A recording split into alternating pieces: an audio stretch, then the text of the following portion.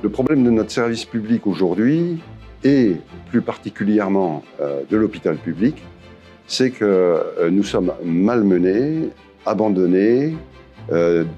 complètement dépendants maintenant de sbires qui ignorent tout de la situation de terrain. Et cette situation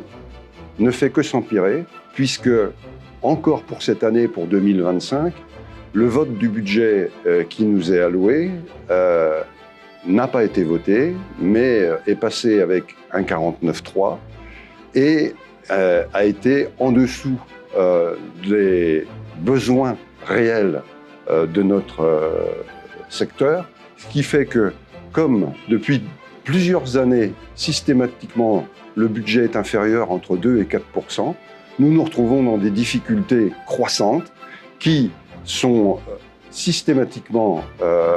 sanctionnées par des fermetures de services et par des difficultés croissantes pour l'exercice de la médecine dans tous les services. On parle beaucoup des services d'urgence qui effectivement sont en première ligne puisque c'est la porte d'entrée pour l'hôpital public, dans l'hôpital public. Services d'urgence d'ailleurs qui sont actuellement dans des situations aussi dramatiques puisque beaucoup de services d'urgence ont des stagnations de lits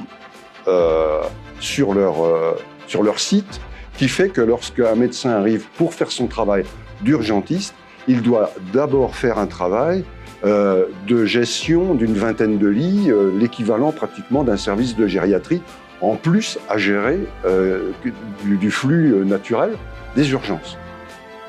Donc ça, c'est une situation que nous dénonçons. C'est pour ça que nous réclamons des bras et des lits, puisque le problème de la stagnation des patients dans les services des urgences n'est pas fait dans l'intérêt du patient, et il est même dangereux souvent, puisqu'on imagine que les personnels dédiés aux urgences n'ont pas forcément le temps d'aller s'occuper comme il le faudrait des patients qui stagnent. Donc ça, c'est un premier point négatif. Mais cette situation d'insuffisance de lits, on la retrouve aussi dans les services. On la retrouve aussi dans les EHPAD, avec des personnels qui sont à courir pour essayer de satisfaire tout le monde, mais de façon totalement insuffisante par rapport aux besoins.